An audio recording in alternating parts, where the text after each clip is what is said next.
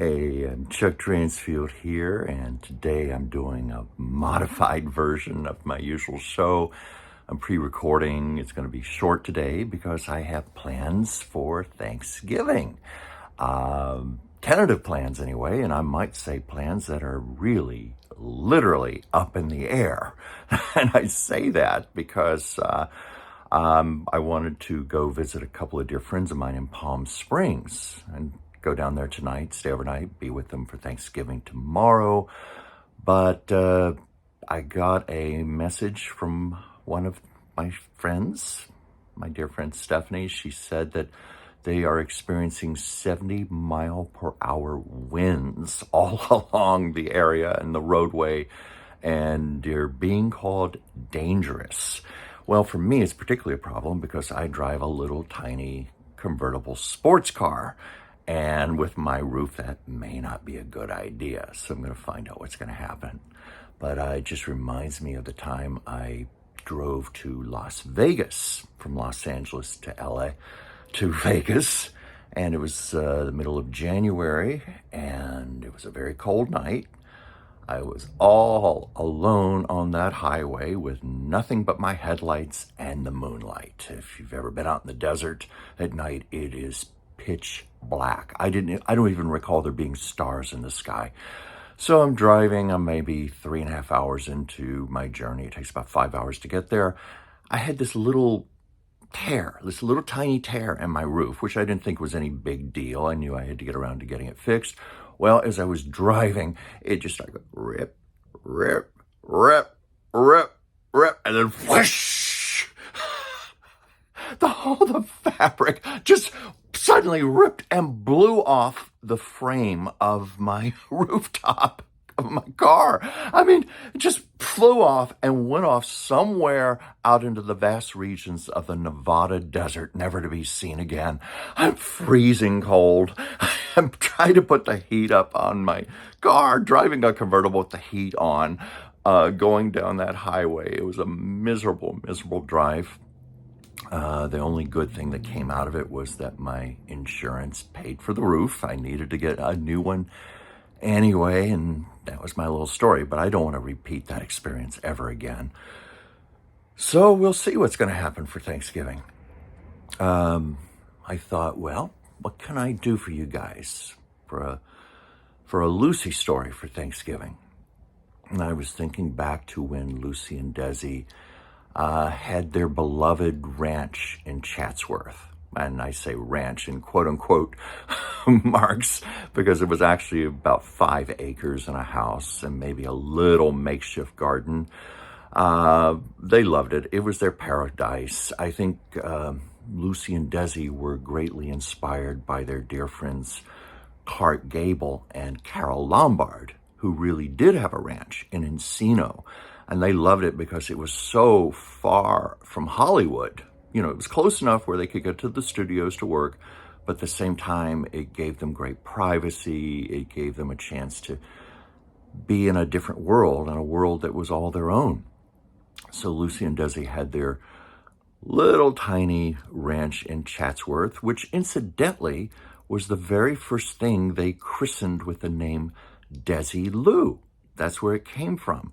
They were thinking of Douglas Fairbanks and Mary Pickford, of course, who famously had Pickfair. So they thought of variations. They realized, well, Desi's Ball didn't sound too good, Arnaball, and then they hit up with Desilu, which of course rolled off the tongue and was magic, and of course it would be a name that would bring magic to their lives for a long time to come. You know, many years later, when they had their own studio, and later in that studio became literally the biggest film studio in Hollywood for a couple of years. So anyway, that's where Desilu came from. But they had their ranch in Chatsworth, and Desi loved to cook.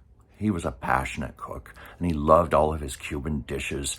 And so he had it in his head several months beforehand that for Christmas, he was going to roast a pig, full Cuban style. So they had this baby pig that they raised and they fattened up in preparation for Christmas. The only problem was they both became very attached to the pig and loved it too much. And Lucy said, over my dead body, are you going to slaughter this pig? No. So I don't know what they had for Christmas. Yes, it was for Christmas. But I brought that up because I thought it would tie in with Thanksgiving. It was the one story I could think of. But what was interesting, they had other animals on their so-called ranch. They had chickens. They had several chickens that actually grew to old age because Lucy could not slaughter any of them. There was a joke that Lucy and Desi had chickens hobbling around on crutches. They were so old. And probably the biggest one of all was a cow, a dairy cow, they named the Duchess of Devonshire. Well, they just fell in love with that cow. They couldn't bear to slaughter the cow, so the cow became a pet, and the cow fell in love with Desi. So much so, there was one night that it was in their bedroom. Lucy and Desi had this great big glass picture window, and the cow kept coming up to the glass, pining for Desi.